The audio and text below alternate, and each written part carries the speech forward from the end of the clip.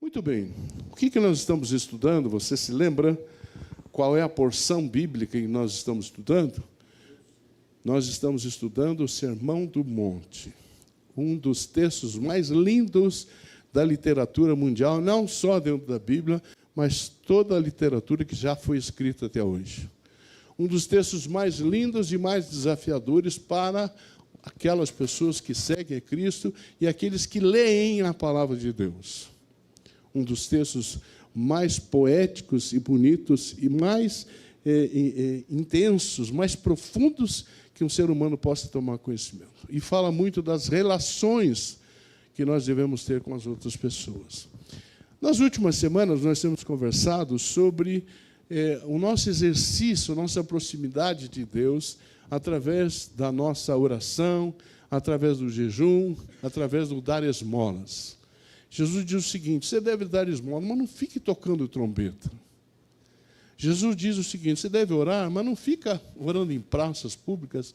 Recolha-te ao teu quarto e ora lá em secreto. Você deve jejuar, mas lava o rosto para não parecer que você está debilitado enquanto jejua. E não precisa você falar para ninguém que você está fazendo essas coisas. Então, essas práticas que Jesus nos passou, nos ensinos que passamos nas duas semanas passadas, foram importantes para nós entendermos que devemos fazer em secreto. E na semana passada nós conversamos sobre o Pai Nosso. A Letícia pregou de uma forma tão linda, né? O Maurício pregou também. A pastora Mônica, aliás, os pregadores estão muito intensos aqui. Então, hoje nós vamos conversar sobre a prática dessas coisas que fazemos em secreto, você entende? A oração, a esmola, o jejum. Nós devemos manifestar publicamente isso. E Jesus fala claramente para nós expressarmos isso, para que as pessoas olhem para nós e vejam em nós se existe essa prática secreta nossa, de oração, de jejum, de esmola. Então eu quero convidar você a abrir a sua Bíblia em Mateus 6, 19 até o número 34. São 16 versículos. Tá bom? Nós vamos ler esse texto. Hoje, como teve bombom, eu ia tirar o texto. Mas como tem visitantes, eu vou deixar o texto hoje. Tá bom? Por amor a vocês. Estou tão misericordioso hoje. Deixa eu explicar para vocês. É que eu dou bombom e é uma negociação. Eu dou bombom e aí não aparece o texto na tela. As pessoas têm que usar a Bíblia física, né? Que os crentes perderam o hábito de usar a Bíblia, né? Antigamente a gente usava a Bíblia, todo mundo conhecia, lá vai o Bíblia. Lá vai o portador de Bíblia. Hoje, nós temos celular, temos tablet, né? Então, já não é Bíblia. Vamos ler o texto? Eu vou ler calmamente para que nós possamos. Um texto extenso, mas vou ler com calma para nós entendermos. Tá bom? Está escrito assim na doce e inerrante palavra de Deus. Não acumuleis para vós outros tesouros sobre a terra, onde a traça e a ferrugem corroem e onde ladrões escavam e roubam. Mas ajuntai para vós outros tesouros no céu, onde traça nem ferrugem corrói, e onde ladrões não escavam nem roubam. Porque onde está o teu tesouro, aí estará também o teu coração. São os olhos a lâmpada do nosso corpo, são os olhos a lâmpada do corpo. Se os teus olhos forem bons, todo o teu corpo será luminoso. Se, porém, os teus olhos forem maus, todo o teu corpo estará em trevas. Portanto, caso a luz que em ti há sejam trevas, olha que é uma exclamação, que grandes trevas serão. Ninguém pode servir a dois senhores, porque ou há de aborrecer-se de um e amar ao outro, ou se devotará a um e desprezará ao outro. Não podeis servir a Deus e às riquezas. Por isso vos digo, não andeis ansiosos pela vossa vida, quanto que haveis de comer ou beber, nem pelo vosso corpo, quanto que haveis de vestir. Não é a vida mais do que o alimento e o corpo mais do que as vestes? Observai as aves do céu, não semeiam, não colhem, nem ajuntam em celeiros. Contudo, vosso Pai Celeste as sustenta. Porventura, não valeis vós muito mais do que as aves? Qual de vós, por ansioso que esteja, pode acrescentar um côvado ao curso de sua vida? Por que andais ansiosos quanto ao vestuário? Considerai como crescem os lírios do campo. Eles não trabalham nem fiam. Eu, contudo, vos afirmo que nem Salomão, em toda a sua glória, se vestiu como qualquer deles. Versículo 30 diz: Ora, se Deus veste assim a erva do campo, que hoje existe e amanhã é lançada no forno, quanto mais a vós outros, homens de pequena fé? Portanto, não vos inquieteis, dizendo: que comeremos, que beberemos, ou com que nos vestiremos? Porque os gentios é que procuram todas estas coisas, pois vosso Pai Celeste sabe que necessitais de todas elas. Buscai, aqui um dos textos mais lidos e mais conhecidos, buscai, pois, em primeiro lugar o seu reino e a sua justiça, e todas estas coisas vos serão acrescentadas. Portanto, não vos inquieteis com o dia de amanhã, pois o amanhã trará os seus cuidados. Basta o dia o seu próprio mal. Pai, nós cantamos nessa manhã: enche-me. É isso que eu clamo a Ti agora, nesse tempo. Enche-me, Senhor, do Teu Espírito. Enche-me com a Tua graça, com a Tua bondade. Ilumina a minha mente, o meu coração, para que ao transmitir a Tua palavra, as pessoas recebam a Tua palavra e entendam a Tua palavra e possam, assim, praticar a Tua palavra. Espírito Santo, estou em Tuas mãos nesse tempo. Usa-me para o louvor da glória de Jesus. Que essa manhã seja uma manhã especial, para que nós saiamos desse lugar diferente de como chegamos, e que o Teu nome seja exaltado e glorificado aqui, Senhor. É o que eu te peço, agradecido, no nome santo, no nome poderoso de Jesus. Amém. Glória a Deus. Para que a gente possa entender bem o texto, nós temos estudado a Bíblia de forma expositiva. O que é estudar a Bíblia de forma expositiva? É você abrir o texto, estudar versículo por versículo, porção por porção. Então, para facilitar, eu busquei fazer de uma forma que a gente seja questionado, seja perguntado sobre cada um dessas porções que eu vou explicar para vocês. Então, eu vou fazer isso em forma de pergunta para você e para mim. Tá? Tudo que eu fizer é para mim e para você, tá bom? O pregador nunca está longe, nunca está fora da pergunta ou do questionamento, ou qualquer que seja o desafio que ele faça para o público, é para ele em primeiro lugar, tá bom? Então, eu já estudei muito esse texto, eu levantei 4 horas da manhã hoje para estudar esse texto novamente, para poder trazer para você. Então, ele está fresco na minha mente, tá bom? Mas eu pedi aqui que ele me encha. Encha com a sua graça, com o seu poder, e ilumine a minha mente para que vocês entendam o que eu vou falar. Então, a primeira pergunta que eu quero fazer a vocês: onde está o teu tesouro? Onde está o teu tesouro? E eu vou conversar com vocês respondendo essa pergunta nos versículos 19 ao 21. E eu vou ler o versículo 19 e 21. Os versículos de 19 e 21, ele diz assim: não acumuleis para vós outros tesouros sobre a terra, onde a traça e a ferrugem corrói, e onde ladrões escavam e roubam. Mas ajuntai para vós outros tesouros no céu, onde traça nem ferrugem corrói, e onde ladrões não escavam nem roubam. Porque onde está o teu tesouro, aí estará também o teu coração. Concordam comigo que a pergunta tem tudo a ver? Onde está o teu tesouro? Ele está no céu ou está na terra? E é claro que eu vou explicar para você, porque fica uma coisa meio subjetiva, o tesouro no céu, o tesouro na terra, como é que é isso? Mas Jesus é tão brilhante no seu ensino, é tão didático, que ele vai explicando devagarinho cada um desses termos. Eu vou mostrar para vocês, olha o que ele diz no versículo 19, se você puder colocar aí, querido. Ele está dizendo o seguinte, na parte A: não acumuleis para vós outros tesouros sobre a terra. É um alerta que ele está fazendo para mim e para você. Não acumule tesouro na terra. E da mesma forma como ele faz, ele alerta, ele já explica. Sabe por quê? Porque onde a traça é ferrugem corrói e onde ladrões escavam e roubam. Se você acumular tesouros na terra, você corre o risco de você perder isso. Porque isso é momentâneo, isso é passageiro, isso é frugal. isso não tem consistência para a eternidade. Então, Jesus explica para nós o seguinte: não façam isso. Tesouro na terra se desfazem, eles se vão, eles acabam.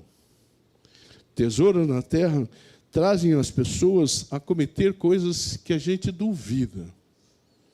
Olha, quando os tesouros são acumulados na terra, às vezes as pessoas vão à falência. Às vezes as pessoas se suicidam, às vezes perdem tudo, ou às vezes conseguem segurar aqueles bens, quando morre, passa a ser motivo de briga dos seus herdeiros. Eu tenho acompanhado muito, você dá uma olhada na televisão, você vai ver os artistas hoje, é moda, a esposa brigar com os filhos. O que é isso, minha gente? Então o dinheiro, a riqueza, traz isso. Traz essa dependência terrível, diabólica, que as pessoas são capazes de matar umas às outras. E uma pessoa, quando perde o dinheiro, é capaz de tirar a sua própria vida. Olha como é uma coisa terrível, porque se você junta tesouros na terra, você corre o risco disso, de corroer, de a ferrugem comer, de você perder, de você ir à falência, de você perder aquilo que você tem. Agora, Jesus continua, e ele fala no versículo 20. O que ele diz para nós no versículo 20? Mas, ajuntai para vós outros tesouros no... Por que ele está dizendo isso, queridos? Porque o que você acumula no céu não se desfaz, não perde. E ele explica isso, ele faz de duas formas isso. Eu achei lindo a forma como Jesus explica isso. Olha, você ajunta tesouro no céu. Primeiro ele falou, não ajunte na terra, que você pode perder. Agora, ajunte no céu. E aí ele explica por quê. Onde a traça e a ferrugem não corrói. E onde ladrões não escavam nem roubam. Então você não perde. Isso é eterno, isso é para sempre. Agora veja o que ele diz no próximo versículo. Ele diz o seguinte: porque onde está o teu tesouro, aí estará também o teu. Então, se o teu tesouro for na terra, onde vai estar teu coração? Você está entendendo isso ou não? Se você ficar muito preocupado com o que você tem na terra, os teus bens, não tem problema você ter bens, está claro isso? Mas se você ficar dependente disso, o teu coração está na terra, não no céu. O bem que você tem, que eu tenho, é para o nosso... Nós podemos usufruir. Mas o que a gente vê nas pessoas é uma ganância sem medida. Parece que tem que acumular, acumular, acumular. Então, quando você é dependente do tesouro na terra, você quer sempre mais e mais e mais. Nunca sacia esse desejo. As riquezas no céu não são perecíveis, mas são eternas.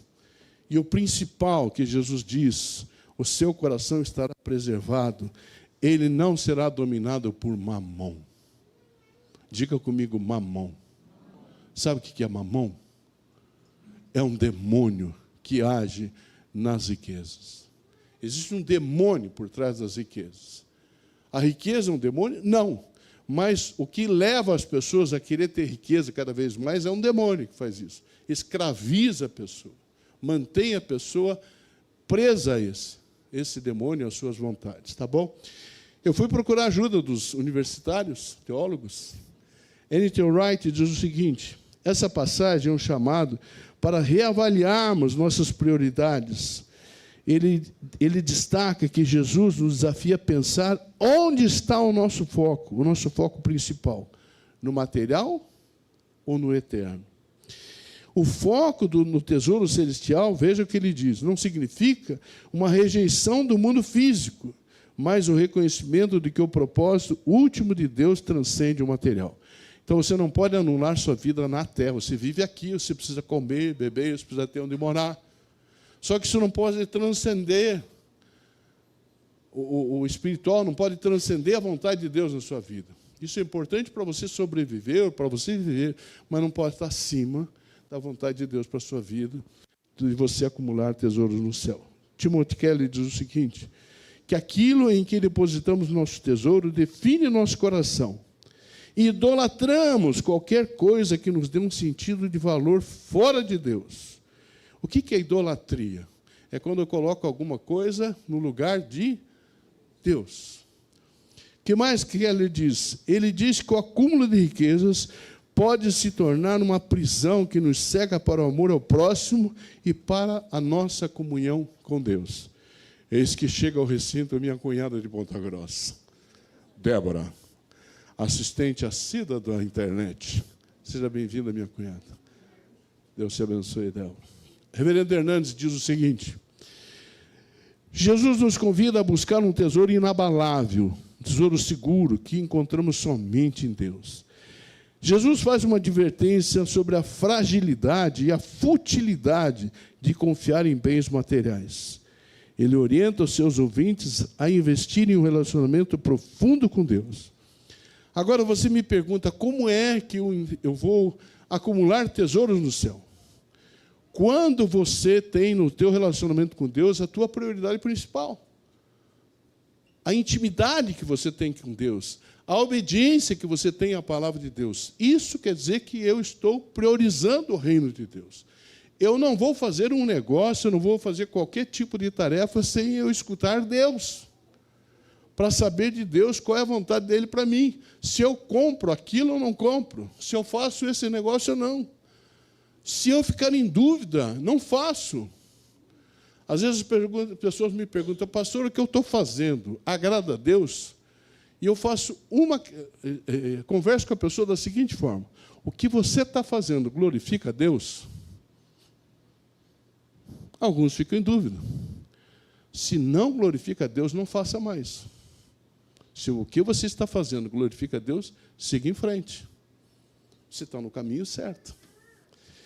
A segunda pergunta que eu quero lançar para você está nos versículos 22 e 23. Como são os teus olhos? Qual é a primeira pergunta que eu fiz? Onde está o teu? Aonde deve estar? Mas você está acompanhando comigo. Se não termina a pregação, alguém pergunta, fala, não, o pastor pregou bem hoje. Ele falou o quê? Não sei. Lembra da música, mas não lembra da pregação. Então lembra, chegou em casa, perguntaram e falou, ele disse, onde está o teu tesouro? E o tesouro tem que estar onde? No céu. Há problema de ter bens, queridos? E tem coisa na terra? Não tem problema. O que Paulo fala a Timóteo? A raiz de todos os males é o amor ao dinheiro. Amor às riquezas. Não tem problema ter dinheiro, não tem problema ter bens, não tem problema ter riqueza. Tá bom? Só não pode botar o coração nisso. Agora, Jesus vai falar sobre os olhos. Olha que coisa linda que ele diz. Ele diz o seguinte, como são os teus olhos? Veja o versículo 21, 22 e 23. São os olhos a lâmpada do corpo. Se os teus olhos forem bons, todo o teu corpo será luminoso. Se, olha que é um condicionante, se, porém, os teus olhos forem maus, todo o teu corpo estará em trevas. E olha o que ele diz a seguir. Portanto, caso a luz que em ti há sejam trevas, é uma exclamação. Que grandes trevas serão. O que Jesus está nos ensinando a respeito do nosso olho? Os nossos olhos são a lâmpada do nosso corpo. Os nossos olhos são o farol dos nossos corpos. Nossos olhos podem nos levantar e podem nos derrubar. Nossos olhos podem nos fazer o bem, podem nos usar para fazer o bem ou para fazer o mal. Ele diz assim, que são os olhos a lâmpada do corpo. E aí ele está fazendo são duas colocações de Jesus. Veja só.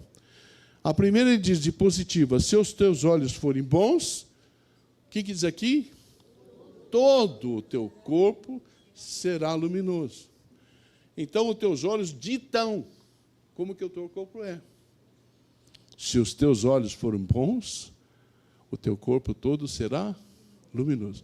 Agora, a forma negativa que ele usa, qual que é? Se, porém, os teus olhos forem maus, todo o teu corpo estará em trevas. Portanto, caso a luz que em ti há sejam trevas, que grandes trevas serão. Por que Jesus está dizendo isso, queridos? Nossos olhos podem determinar nossa saúde mental, espiritual e física.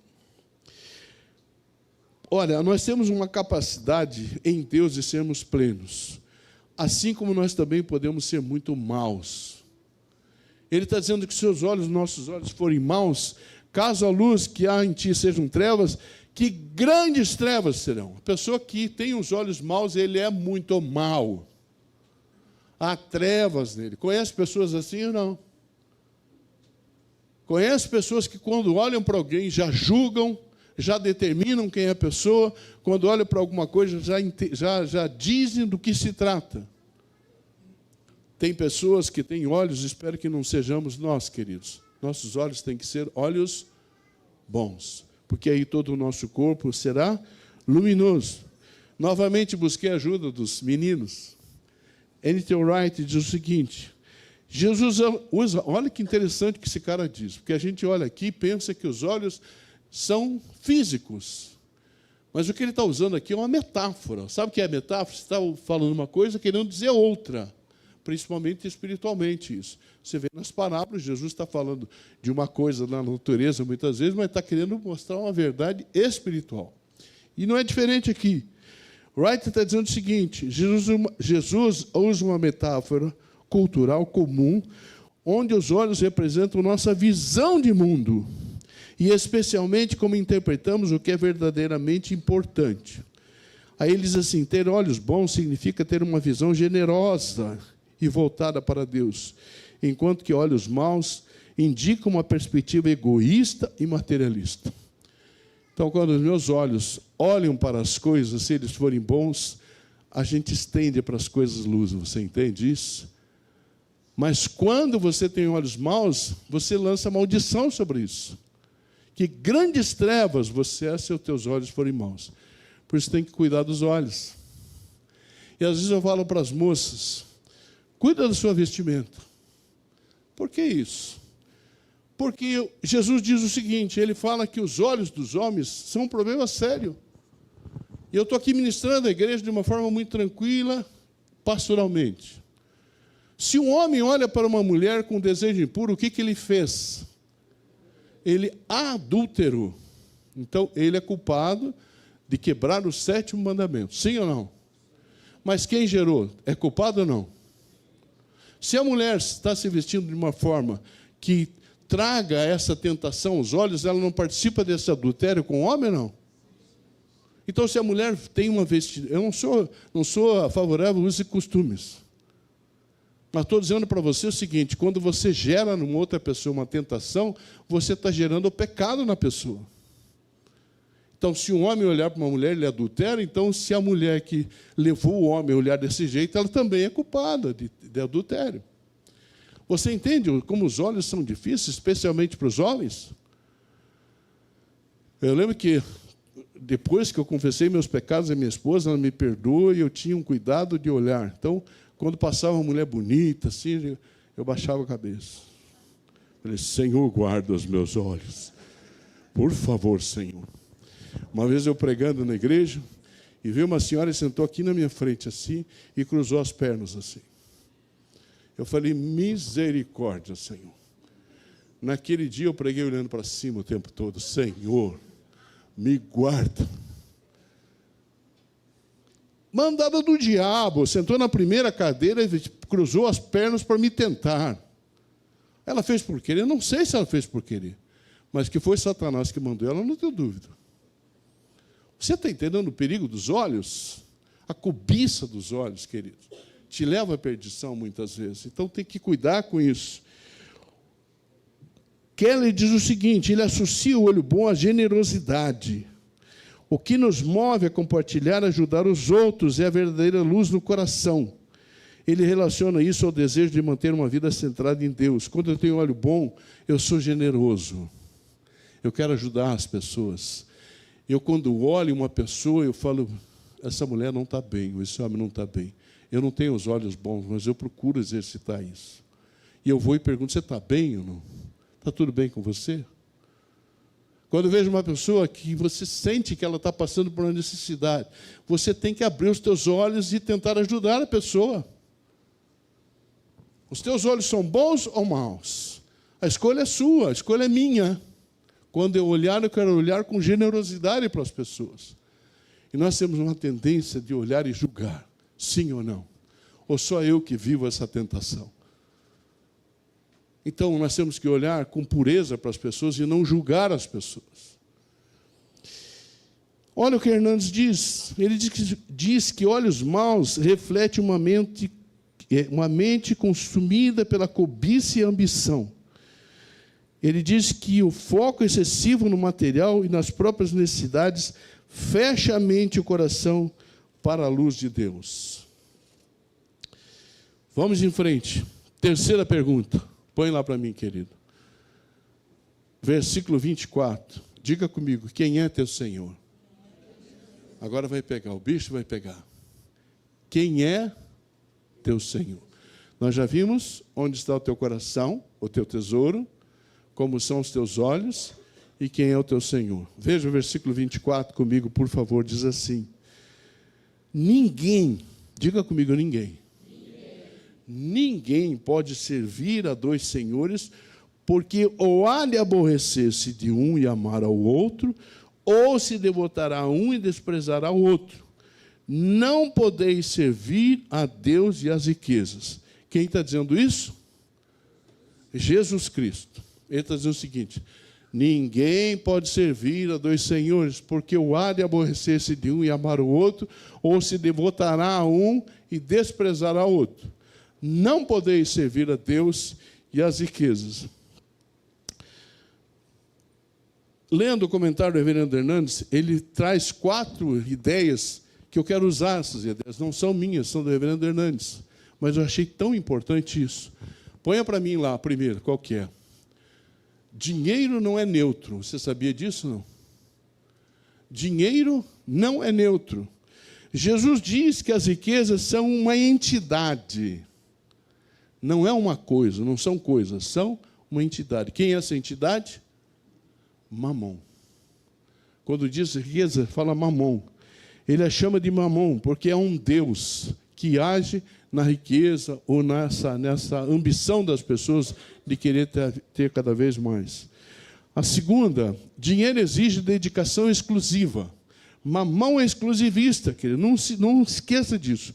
Ele escraviza seus súditos. Por amor ao dinheiro, pessoas se casam. Tem meninos que dizem, ele é rico. Vai nessa que você vai ver o que vai acontecer com você. Pessoas se casam porque o outro é rico, porque o outro tem posses. Isso não traz felicidade, pode trazer por um tempo, mas isso vai ser uma desgraça no futuro. As pessoas não podem se casar por causa de dinheiro. E também não podem se divorciar por causa de dinheiro. As pessoas, por esse amor, às vezes morrem, matam ou morrem. Às vezes se suicidam. Conheci casos de pessoas que se suicidaram porque foram à falência. Mamão exige isso das pessoas. As pessoas, por dinheiro, se corrompem e são corrompidas.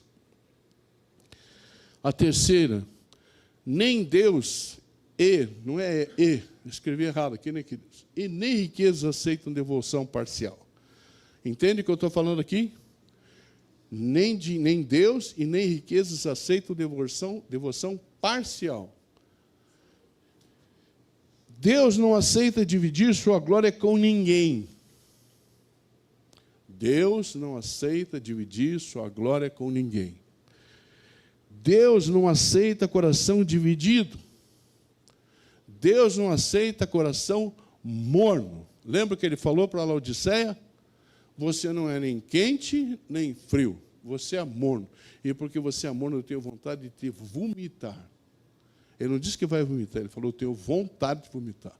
Me causa náuseas essa tua mornidão. Que tipo de cristão você é? Dividido? Morno? Ou você é firme com o Senhor? Onde está o teu coração? Quem é o teu Senhor? Não se pode servir a dois senhores.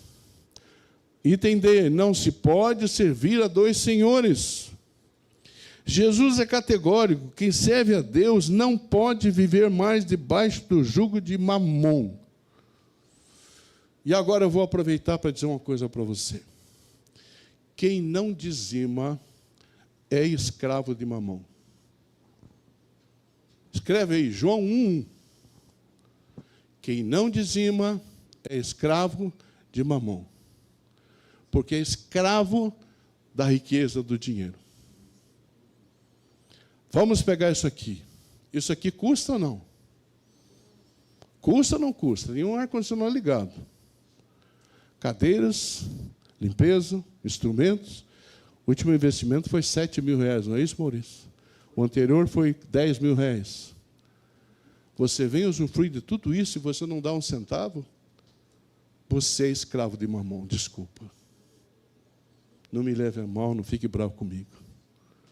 Mas eu preciso te dizer isso. A tua riqueza é para ser investida no reino de Deus. Se você não investe no reino de Deus, não tem por que você ter dinheiro. E tem pessoas, quanto mais ricas ficam, mais investem no reino de Deus e mais produzem, mais crescem. Conheço muitas pessoas que têm o seu coração no reino de Deus e são milionários, bilionários, mas investem no reino de Deus, não só 10%, muito mais que isso. Oh, Jesus, o dinheiro é um ótimo escravo, mas um péssimo senhor. É um ótimo escravo, então o dinheiro tem que estar à sua disposição, não você ser escravo dele. Tem gente que é escravo de dinheiro. Isso é terrível, queridos. Vou buscar meus amigos de novo, tá bom? Wright diz que Jesus aponta para a escolha radical que todo seguidor precisa fazer. Jesus exige lealdade exclusiva. Kelly diz que a riqueza é como um ídolo poderoso que promete segurança e satisfação. Olha o que ele diz, que interessante. Mas que nunca cumpre essas promessas. Ele promete te dar segurança e satisfação, mas nunca cumpre isso. Servir às riquezas é uma forma de idolatria, onde aprisiona a pessoa em busca incessante. Dá uma olhada nas farmácias na cidade. Cada dia se monta. Esse dia eu não acreditei. Ali, indo para o aeroporto da nossa casa, construíram um shoppingzinho, uma farmácia ali. Tem farmácia em todo canto da cidade, sim ou não? Mas tem que montar 1, 2, 10, 20, 100 mil. Por que isso, gente? Para que tanta ganância? Vê as grandes redes, tem que montar em todos os municípios, tem que ter um mercado, tem que ter uma agência.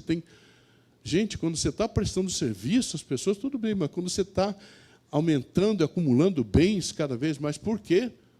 Tem pessoas que vão viver 500 anos e não gastam sua fortuna, não gastam dinheiro. Para que ter tanto dinheiro assim? Certa vez eu fui visitar um senhor. Eu soube pela filha, ela me convidou, pastor, eu queria que o senhor fosse orar com meu pai lá em casa. E eu fui no apartamento, a sala dele era o tamanho desse salão aqui, se não for maior. E ele veio falar comigo, André, assim, arcado. Só que ele não tinha idade para isso. Ele se sentou ao meu lado, a filha veio comigo, pastor, o senhor pode orar por ele? Eu digo, o que ele tem? Primeiro eu perguntei, quem é o seu pai? Me disse, falou, pastor, meu pai é uma das pessoas mais ricas de Londrina, do norte do Paraná. E ele está com depressão. Depressão por quê? Perguntei para ela, tem uma explicação, porque pode ser químico, né? Pode ser coisa biológica. Ela falou, sabe por que ele tem depressão? Porque ele tem medo de perder o que ele ganhou. Presta atenção no que eu estou te falando. O cara passou a vida inteira ganhando, ganhando, ganhando. Aí, quando chegou no final da vida, que ele podia usufruir, ele está com depressão porque tem medo de perder o que ele ganhou. Misericórdia, isso é escravidão ou não é? E toda pessoa que acumula, ele quer sempre mais e mais e mais, não se contenta. Se tiver que passar você para trás, ele passa e não está nem aí. Quem é o teu Senhor? São as riquezas ou é o Senhor? Quem serve a Mamom, presta atenção no que eu vou te dizer, é avarento, é mesquinho, é egocêntrico, é orgulhoso, é vaidoso, é ególatra. Por fim, onde está a tua? Eu não vou ler o texto, que são vários versículos, você conhece quase que de cor, tá bom? É do 25 ao 34. Primeiro nós vimos o quê? Para você lembrar, não esquece. Onde está o teu tesouro? Onde deve estar o teu tesouro? No céu. Como são os teus olhos? Como devem ser os teus olhos? Oh, Jesus, ele estava aqui. Como deve ser? Bons, porque se os teus olhos forem bons, todo o teu corpo será.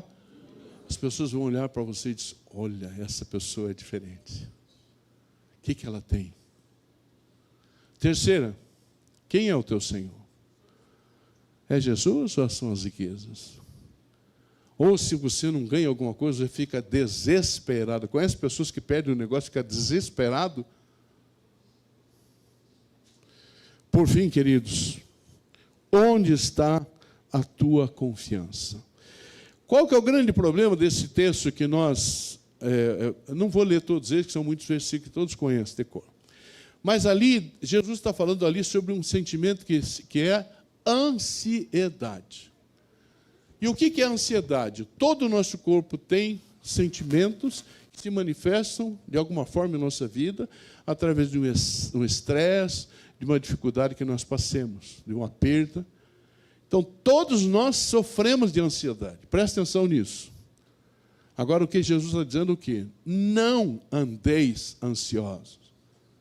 Por que Jesus está falando isso? Ele está dizendo assim, confie em mim. Confie em mim, porque você não vai passar necessidades. Jesus promete para nós as nossas necessidades. Deixa eu te fazer uma pergunta. Você comeu hoje de manhã ou não? Comeu ou não? Se você não comeu, porque não deu tempo, certo? Mas você tinha que comer. Tinha ou não? Alguém aqui está nu? Então, alguém está morando debaixo da ponte? Então, isso quer dizer que as tuas necessidades, minhas necessidades, foram supridas. Eu comi 2 ovos de manhã, estavam muito bons. Deu força. Nós temos muito mais do que nós precisamos, sim ou não? E quem nos dá isso, queridos? É Deus que nos dá a cada dia o que nós precisamos. Então, por que nós somos ansiosos? Por que nós queremos determinar o que vai acontecer amanhã? Por que nós queremos ter controle sobre o que acontece conosco? Tenta lembrar sobre o povo no deserto. Deus falou para eles assim, eu vou dar comida para vocês. Qual era a comida deles diária? Maná. E Deus falou com eles o quê? Do 1º ao 6º dia você não guarda, porque você não vai bichar. Agora no 6º dia você guarda 2 porções. Sim ou não? Agora me explica um milagre. Até o 6º dia bichava. No 6º não bicha mais. Como assim? É milagre de Deus, queridos. É Deus quem dá. Então o que você ganha a cada dia é Deus que te dá. Se Deus fizer assim, acabou o teu ar que respira, a tua saúde. Deus tem controle sobre a tua e a minha vida, queridos, você acredite ou não. Agora, o que ele diz para aqueles que creem nele é que as necessidades são supridas.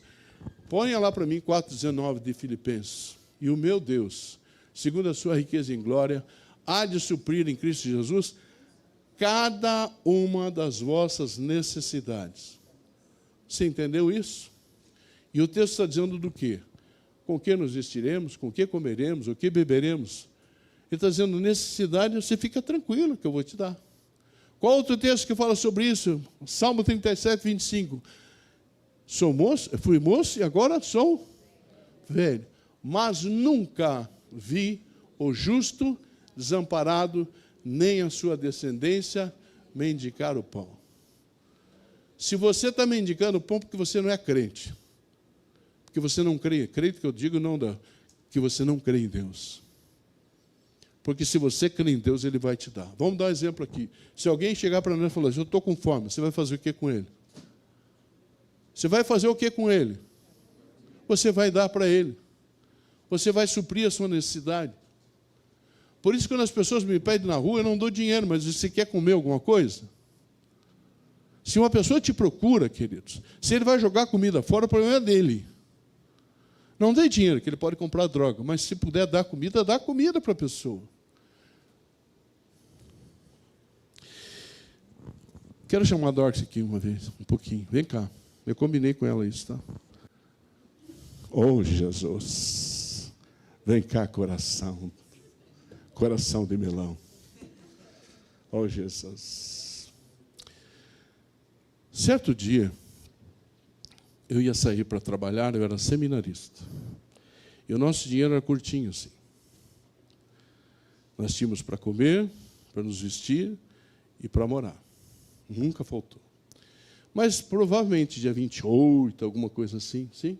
Final do mês.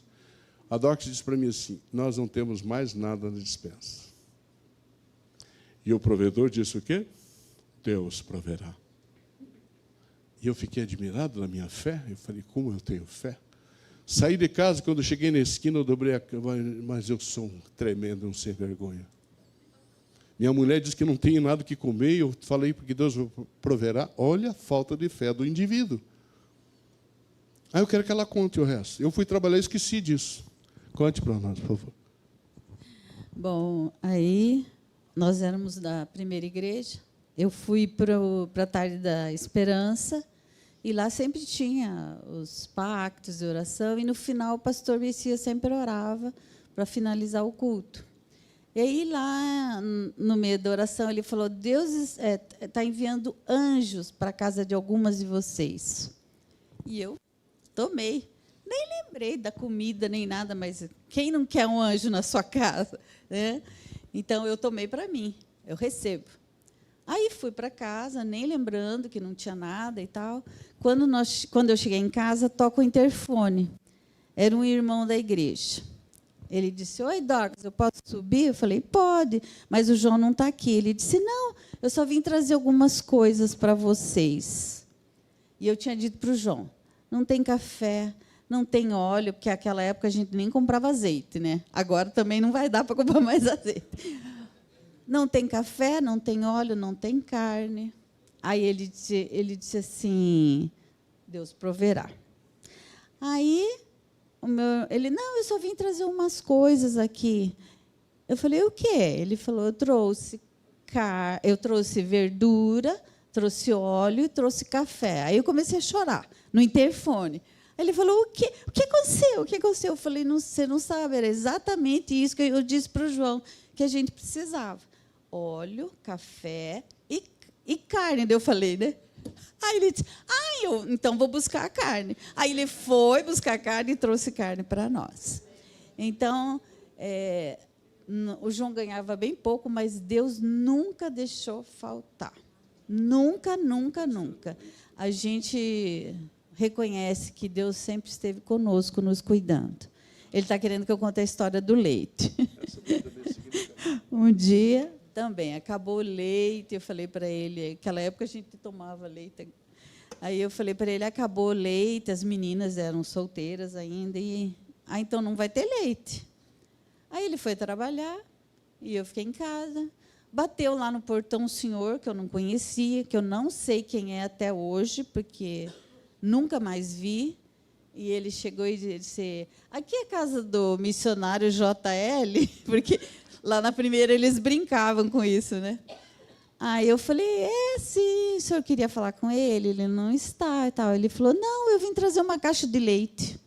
Não trouxe ele trouxe uma caixa de leite. E assim Deus tem provido, não só nessa época, hoje, não só coisas materiais, mas espirituais para nós. Deus tem cuidado de nós de uma maneira maravilhosa.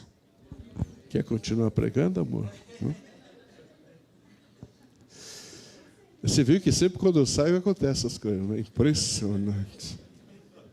Mas eu lembro que certo dia eu não tinha dinheiro para pagar o seminário. O dinheiro era curto, gente. Eu estou contando isso como testemunho para vocês, tá bom? E aí me liga de Ponta Grossa minha cunhada chamada Moema. Acho que eu nunca mais vou esquecer disso. Ela disse para mim assim, João, eu fui pagar a minha parcela no seminário, ela também fazia seminário. E o pai pagou. Eu queria mandar esse dinheiro para você.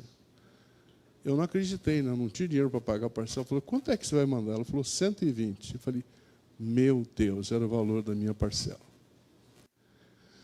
O que eu estou dizendo para você isso, eu estou testemunhando diante de você isso, é porque Deus supre. Ele dá na hora certa, na quantidade certa, Ele não dá a mais. Ele dá o que você precisa. Por isso que a nossa confiança, queridos, tem que estar sempre em Deus, não pode estar fora de Deus. Wright diz que nesse texto é um chamado para discípulos à realidade do reino no presente, confiando em Deus para as necessidades diárias. Ele aponta que a ansiedade nos tira do propósito de Deus.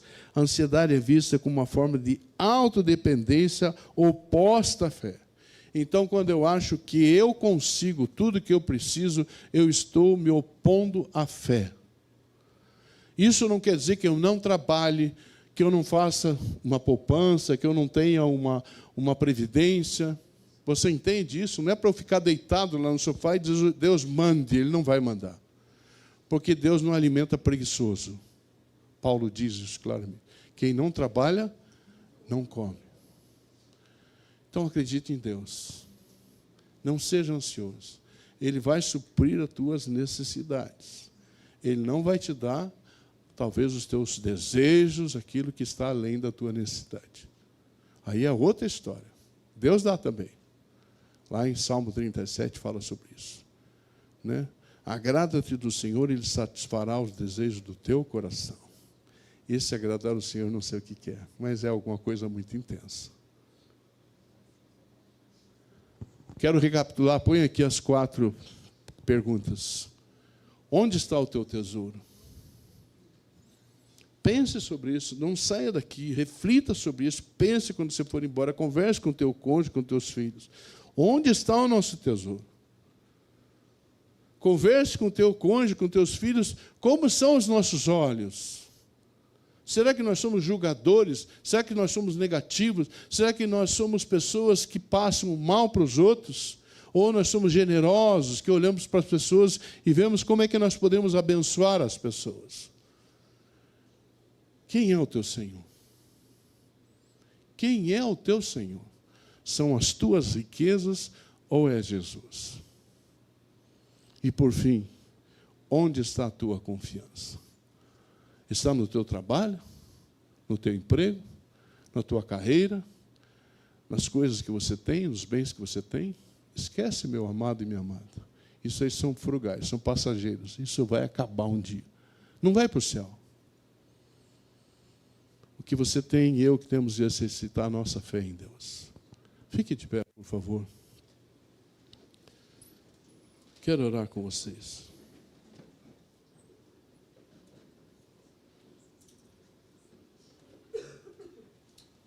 Eu vou orar e você fala, tá bom? Pai, obrigado, Senhor, por essa manhã. Mais uma vez, nesse lugar, nós estudamos a Tua palavra como ela é. Nós não floreamos, nós não colocamos estudos diferentes, ensinos diferentes, procuramos ser fiéis à Tua palavra. Sabemos que isso foi um desafio para muitos de nós aqui nessa manhã. Sabemos que isso foi para nós, talvez, Pai, algo que nos desafia, que vai mexer conosco depois que sairmos daqui. Mas eu creio que é assim que o Senhor age, Pai. O Senhor não faz com que nós nos conformemos à nossa situação, mas o Senhor nos confronta para que nós façamos a Tua vontade.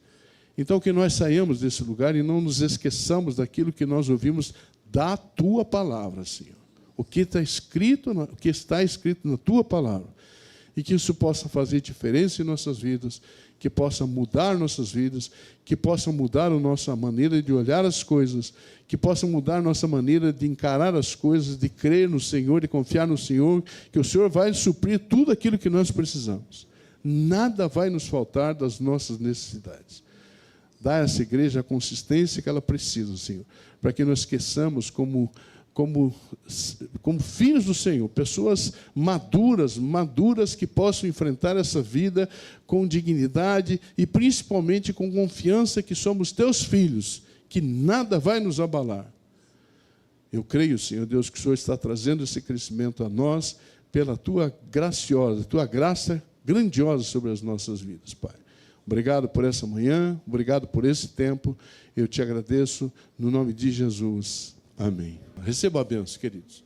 O grande e maravilhoso amor de Deus, a graça do nosso Senhor e Salvador Jesus Cristo, o consolo, o ensino, a unção do Espírito Santo seja sobre a sua casa, sobre todo o povo de Deus espalhado pela face da terra, hoje e para todo sempre. Amém. Não tem mais pandemia, abrace 1, 2, 10 pessoas, eu espero lá fora.